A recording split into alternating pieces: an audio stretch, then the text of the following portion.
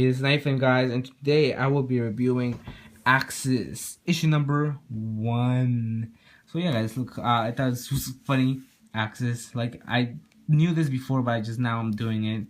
But yeah, I thought at first I thought it was ASX, but it's Axis. Yeah.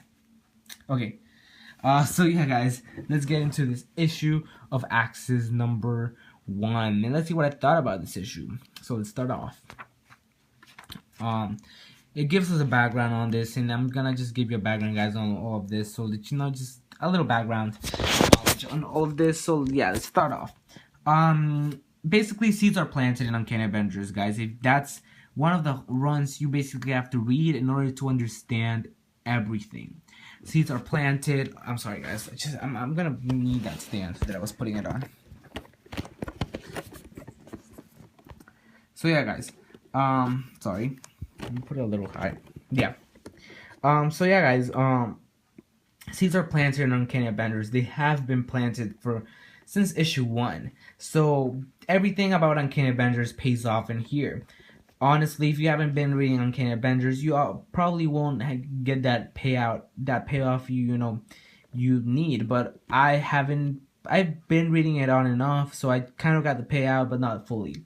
So basically, the thing is that if you haven't read last issue of Uncanny Avengers as well, you probably won't understand. But Magneto kills the Red Skull, and he kind of sets his kind of like hates, and he becomes the Red Onslaught, and now he's ready to kill everybody and spread hate around the world. So in this issue, we see at first the Avengers at work. They're led now by Captain America, which is Falcon now. So the all new Captain America. Let's just call him that, because I can't call him Falcap. Or okay, so yeah. But basically, they're being led by him, and that World War hate thing spreads into their minds, and they start fighting. But the only person who's immune to it is Tony Stark. I'm gonna show you that page on a second, guys. It's because he kind of set something in his little visor that helps him. Kind of like doesn't allow telepathy to come into his mind. So he then basically sends a signal to stop all kind of like mind attacks on like a certain radius, and it helps his partners, and they're back into their stage. After this, we cut back, and we're in Genosha, and we're seeing the Red Onslaught. And he basically wants control of the Scarlet Witch, because he knows the Scarlet Witch's power are endless. She can make the world hate. She can make World War hate real, and that's what the Red Onslaught wants.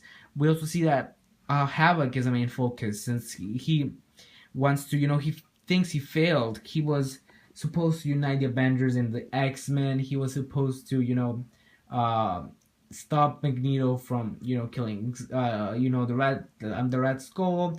He was just supposed to protect this whole world, and he's failed.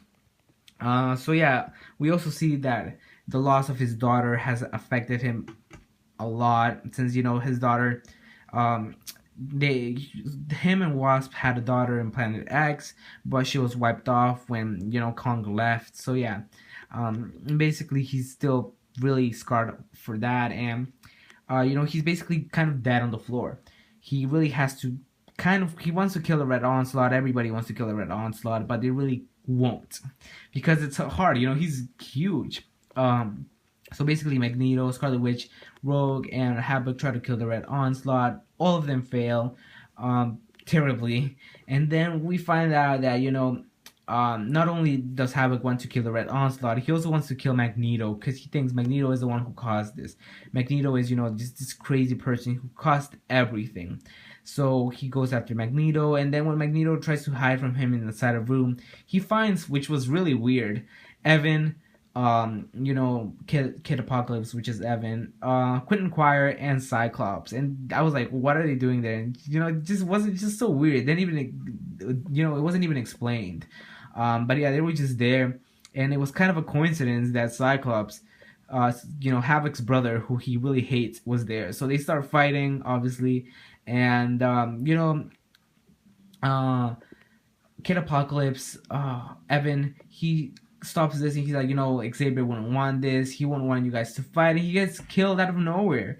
And nobody reacts to it except Cyclops. He goes like, oh, but then it's forgotten. Like, you know what? Forget about Evan. Nobody gets reminded out of this.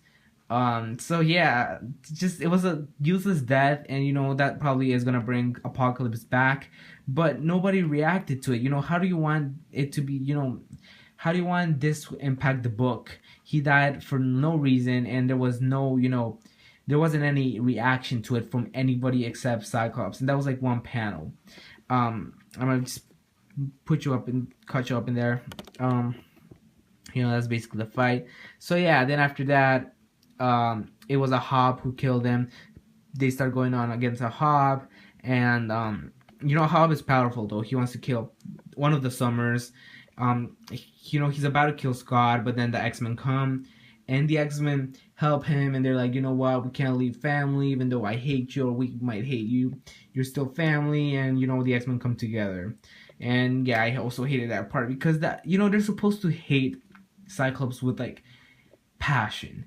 They united themselves when the future X-Men came, but they didn't unite themselves in like some big problems. So honestly, I just felt it was kind of like really fast that they just made up out of nowhere. They're like, you know what, we don't leave friends behind, and they didn't even react to Evan's death as well. So I was like, okay, so just Evan, he died out of nowhere. Then he just died because somebody had to die in the first issue. Like, I seriously, that was my big kind of like hate in this issue. Other than that, the Avengers come, the X-Men are there, and they're ready to beat Red Onslaught. But we're gonna see what happens, honestly.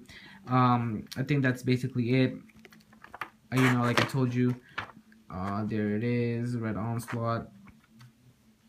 Yeah, like I said, the X-Men come, Red Onslaught, and yeah, so guys, I forgot one part. But yeah, so the Red Onslaught, when he's about to get killed by the Avengers, he reveals to Tony Stark that he's seen his kind of like plans. He has like plans against all the Avengers. Contention plans. Like, he could kill all the Avengers if he wanted to, and the Red Skull has got a hold of those plans, and he basically is gonna use it on them, and he creates what he calls the Adamantium Sentinels, and he's gonna unleash it to kill all of them. So yeah, guys, Axis. Let's see what I thought. Honestly, let's see what I thought. I thought this book was honestly not what I was thinking.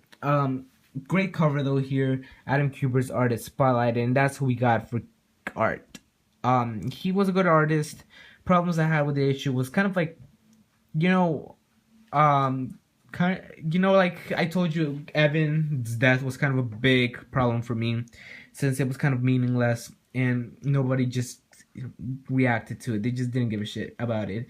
He died and nobody was like, oh no, Evan, or like, you're gonna pay for this, you beast. He just died, and it was like, okay. Even though Evan's a cool character, they just made him seem so meaningless. Also, it didn't get explained why Cyclops was there, or like Quentin Quire, and Quentin Quire didn't even do anything, so why did you bring him up?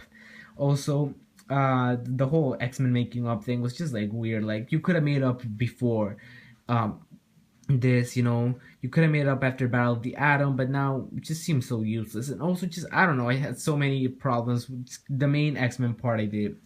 Yeah, but other than that, I thought the story, it has its things, but I just feel like it's still that whole little Batman storyline we got for DC once, where Batman has his contingency plans against the Justice League, and that comes to fruition, and they try to kill the Justice League with their weaknesses. So yeah, I thought that was crazy, and they basically did the same thing, but with Tony Stark. Honestly, I'm just gonna give it for what it is, and hopefully it gets better in issue number 2 for what it is. I gave this issue a 7 out of 10. It's, I mean, you know what, a 6.5 out of 10. It's a $5 book. It had to, had its things. Honestly, that's my opinion. I thought it wasn't, oh my god, the best event ever, but hopefully it gets better with issue 2. It was just a setup, and I get it. So I gave this issue of Axis a 6.5 out of 10. So yeah, guys, thanks for watching. Hope you like this video, and also subscribe to my channel if you haven't done so, guys. Goodbye.